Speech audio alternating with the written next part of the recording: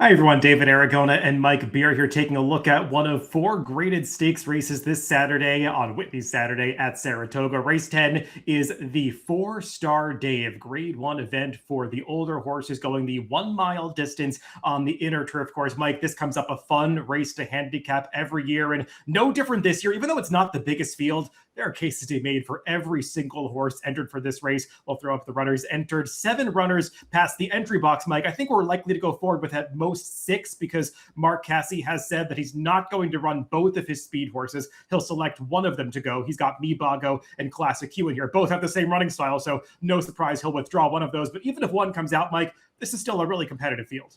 It's a really, really good race. Yeah, I mean, I guess whichever one Casse decides to scratch, I guess it could make a difference. Certainly, at least in my opinion, I don't know if you agree with this or not, David. Mi Bago he's the fastest horse in this field. If he wants to lead, he's going to get there. We'll see what happens if he's the one that withdraws. We'll see how this pace plays out. Yeah, Mi Bago seems to have the most natural speed of this field, but we'll see if he's the one they decide to go with. Luis Saya is not a jockey that Mark Casse uses that much, so I wonder if that's a clue as to who he's leaning towards running in this race. Let's start to go through this field from the rail out, beginning with the number 1, Rhetorical. This horse is a former Grade 1 winner. Actually, 2 times he achieved victories at the highest level in last year's Turf Mile at Keeneland, going this mile distance, and then more recently, back in Kentucky at Churchill Downs, he won the mile and an 8th Turf Classic on Derby Day. Mike, his last race in the Manhattan, maybe a little disappointing. I know we had some concerns about him getting the added distance going in, and I think on the racetrack that proved to be his undoing. He just couldn't quite go with the constant pressure applied on the outside from Deterministic, and Rhetorical faded in the late stages. There were also some reporting ahead of that race that he was battling a foot fungal infection, and maybe he wasn't at his very peak fitness for that race. But Mike, since then, you can look at the work tab. They've clearly given him some time off, probably to get that infection to heal. He's gotten 3 workouts in for this race. Will Walton, in some press quotes, has been upfront about the fact that until last week, he wasn't even sure he wanted to run this horse. He wasn't sure he got enough work into him between the Manhattan and the Fourstardave. So there are some questions, but he drew well, and 1 mile is the perfect distance for this horse. Yeah, I agree. I mean, listen, plenty of legit excuses for the Manhattan last time, and I think, obviously all the cloudiness leading into it, but also the distance, I do think probably pushes his limits a little bit. I love him cutting back to the mile, and I love this pose for him. It just feels like, just from some of his races, particularly the mile races where he hasn't been able to make the lead, it just feels like he's going to fall into a perfect trip in this race. And if he shows up and he fires his best shot, he can easily win here. Yeah, I imagine they're going to get him right back into the pocket, kind of a similar trip to they got in the Turf Mile victory. So we'll see if that works out for Rhetorical. The number 2 is Mi Bago, one of the 2 Mark Casse trainees in this race. He's the one showing leading on the pace projector. As Mike said earlier, it does feel like he is the naturally fastest horse in this race, Mike. But I think the key to his success more recently has been the removal of the blinkers, because it's really settled him down in the early stages of his last 2 starts. He's kind of been a runoff at different points in his career. And even though he opened up 4 lengths in the Kingston 2-back, you could just tell he was doing it well within himself, and then he found that extra kick when they came into the stretch. Same thing last time in the Kelso, where they settled him down even more. He just kind of walked on the front end and was able to sprint home through the stretch, kind of resurgent on the inside of the late challenge of Zulu Kingdom that day. I don't think I've ever really thought about him as a Grade 1 horse at this level, Mike, but maybe with this equipment change, he is at that level. Yeah, there's no doubt that you can see it in his races. He's just really come to hand nicely on the lead in each of his last 2 starts. And you can go back through some of his, most of his earlier races, actually, and you're going to see a bunch of halves in 45 or, 46. I mean, he's going 48s now, and he's very comfortable doing it. It just makes him super dangerous because he's always been a talented horse. But he would run off early in his races and not have a lot left in the stretch. That's not the case anymore. We'll see how fast, if he's the one that runs here, we'll see how fast they make him go early. Mark Casse had said turf condition could determine his decision because he really wants hard, firm ground for both of these horses. I think that's probably even more critical for Mi Bago, who sometimes, some given the ground, can really expose his stamina deficiencies. The number 3 is Zulu Kingdom. He hit the wire with Mi Bago in the Kelso last time, and the placing judges could not separate them. We'll take a look at the stretch run of the Kelso. And Mike, both of these horses got perfect trips. Mi Bago obviously setting the slow pace like we talked about, but Zulu Kingdom right here, he's highlighted right in behind me. Mi Bago, just following that one around the racetrack, riding the pocket. He tips out in the stretch here. He finds clear running room, and he's able to get to Mi Bago in the late stages. I don't know how you felt, Mike. I thought there was a point right here where it looked like Zulu Kingdom was going to sail right on by Mi Bago, and you can see the leader dig in on his inside. I maybe hold it against Zulu Kingdom a little bit more that he wasn't able to put that foe away. Yeah, listen, it's a very good point because I felt the same way about it. Like when he angled off the inside there, and listen, I don't want to be too hard on Zulu Kingdom because they were sprinting through the stretch. And yes, his trip was a good one, but the reality is he had the second best trip in the race because he had ground to make up through a final quarter in 22 seconds flat. And so you can only come home so fast. He did get there. Like you, I thought he was going by, and he didn't. I still thought it was one of the best races that I've seen Zulu Kingdom run, David. I've spent a lot of this horse's career betting against him and losing a lot because he wins a lot of races. But he's always going off at short prices, and I'm not sure that he has a big edge, especially in races like this. I don't think he has that big of an edge, and I just don't like taking short prices on him. Yeah, I was posting some of the closing fractions from the poker from the Kelso, I should say, on social media after that race. And I think Zulu Kingdom, according to GMAX, got his final quarter in 21.74 seconds. So hard to go too much faster than that. The number 4 is Classic Q. She is the filly facing off against the boys here. Mark Cassie's trying this a couple times this weekend in Grade 1 races. Mike, this one, she's stepping way up in class because I think it's fair to say some of the company that she's been keeping not really as deep as the field that she's going to be lining up against in this Fourstardave, if she is indeed the Mark Cassie horse that goes forward here. But it does kind of feel like she's turned a corner so far this year. And we've had a lot of discussions about this horse over the years, kind of going back and forth about how good we thought she was, what her ideal running style was.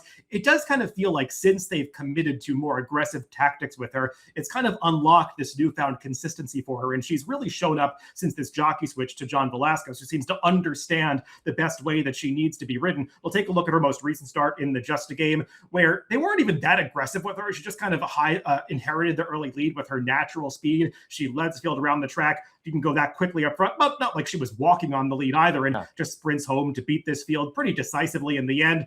I've watched some of her recent workouts, Mike. I love what I see from her in the morning. It feels like she's thriving. And Mark Cassie, he's one trainer that has shown that he is unafraid to run the fillies against the boys, and he's had plenty of success doing so. No doubt. Listen, her last 2 races are very good. There's no doubt about it. So I'm not surprised he's maybe thinking seriously about running her in this race. She better run probably the race of her life. If all these other horses show up, she better run the race of her life to beat these horses, David. As good as she was last time, I'm with you. Like, she didn't walk on the lead. That's not the right way to put it. But if you go back and watch that full replay, I would just say that was a great ride from Johnny V there. He forced everybody else into the first turn of that race. He forced everyone else to back off of him. And this horse did sort of get control of that pace after everybody took a hold behind him. It was an ideal trip for her, but she also ran really well. In my opinion, that's the best race she's ever run.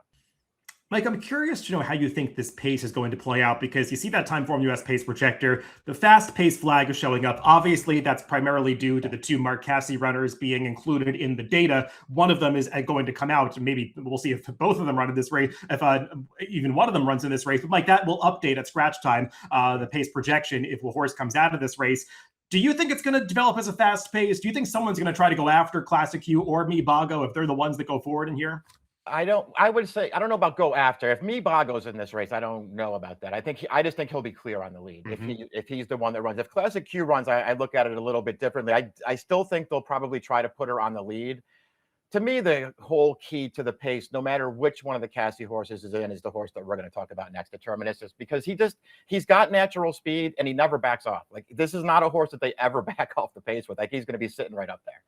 And that horse we're getting to next, the number 5, Deterministic, he really is the key to this race, like you said, Mike. A horse who has the ability to just push the pace every step of the way. And he's fine getting that 2 wide, uncovered trip. That would be a difficult trip on the turf for a lot of horses, but Deterministic seems fine pulling it off. He got that trip in the Fourstardave when he won this race last year. And then more recently in the Manhattan Stakes last time, where he was just sitting 2 wide outside of Rhetorical every step of the way and really pushed him through a very fast interior half mile. You look at the half they ran from the 4 furlong pole to the 8 furlong pole, 45-4, an interior half mile that can really break open a race. And that's exactly what it did. And it kind of fell apart in the late stages behind Deterministic after he got past Rhetorical. He's got to cut back to the mile here, Mike. And I think a mile is as short as I would ever see this horse want to go. I think that's maybe a horse who's really at his best going on the mile and an eighth distance. But this is probably a great post for Kendrick again, because he's going to be able to get that trip where he's able to dictate terms and how fast the pace is going to play out.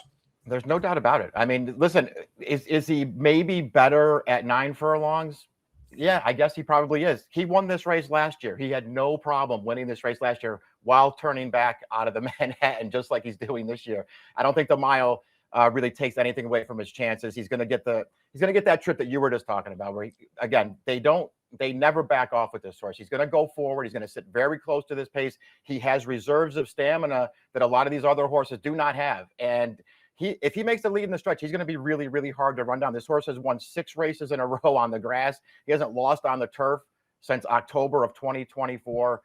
He's just a really, really nice horse. Against this field, going the mile, it's your call, if you want to take him at around 2-1, because there are other options in here. Yeah, Mike, I feel like I keep doubting this horse. I haven't liked him in a lot of races. He's won 5 in a row. I mean, he just shows up every time. I'm kind of finished with underestimating this horse. I think he's going to run well in here. The number 6, Capitol Hill, you can see it on the pace projector. His chances are really dependent on how quickly they go up front. And if pace does develop, he could be dangerous, Mike, because this horse has not gotten ideal trips lately. I'll let you expand upon it. But last time in the Kelso, I don't know what the plan was, but whatever it was, it clearly did not work.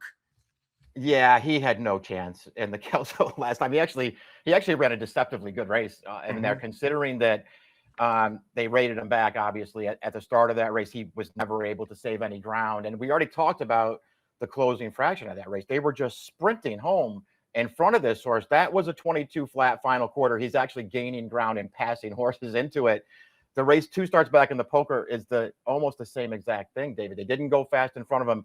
They're coming home in 22 flat.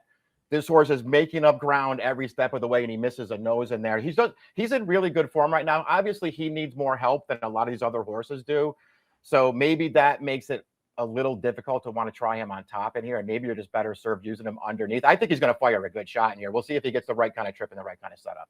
Yeah, he was a tough call for me, Mike, because based on the trips, it's apparent that he really has improved as a 4-year-old. Yeah. I struggled to envision him as a grade 1 winner, just kind of having an opinion about who he was, but maybe he really has improved over the past couple of months. The number 7 is Lagynos, and he's another one like Deterministic, who has done nothing but win lately. He's coming in off 5 consecutive stakes victories. He's a horse that has shown preference for this mile distance in the past, and kind of the surprising thing, Mike, is that he's been able to be successful going as far as 9 furlongs earlier this year. He's just gained versatility and consistency over time, but still, this is a big step up in class. Some of the competition that he's been beating up in Kentucky, I don't know if those horses would really be contenders in this race.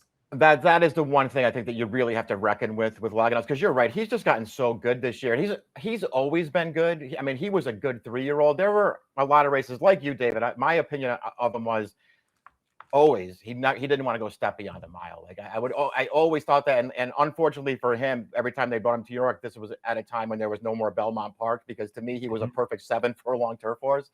He didn't get to run in any of those races, but he's proven that to be maybe a misconception, or maybe just gotten that much better, because 9 furlongs is now no problem for this horse. I like him getting back to the mile, and I'm with you on the step up in competition here. I really do believe it's a legit one, but I just want to stay positive on him because I love his recent form. I love his running style. I think he's going to get a really good trip in this race, no matter how the pace plays out. And I do think he's going to be a fair price.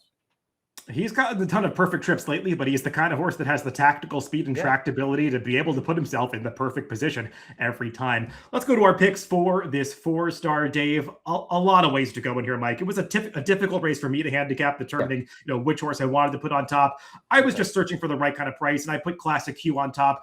I don't know if I totally trust her to hang with these types of horses, because it is a big step up in class for her, but I do feel like she's in the best form of her career right now. She's supposed to get the right kind of trip, and we'll just see, because I have some doubts about how good some of these horses are, the condition that they're in at this point in time. I see you're going in a different direction, though. I mean, I had sort of the same experience you did, though. Like, ultimately, I just wanted to search for a horse who I thought was in really good form right now and was going to be a price. I realized the Capitol Hill, that trips are more important to him than anybody else in here, but I know he's going to be a good price. I just think this horse has really improved, and closing running style aside, I do think the mile is the ideal distance for this horse. I need them to go a little fast in front of him, but I think he's going to fire in here. I've got Classic Q on top. Mike has Capitol Hill on top. He's also got Rhetorical in there. I've got Deterministic in there. A lot of different ways to go in this competitive 4-star Dave on Whitney's Saturday. Good luck if you're playing the races this weekend.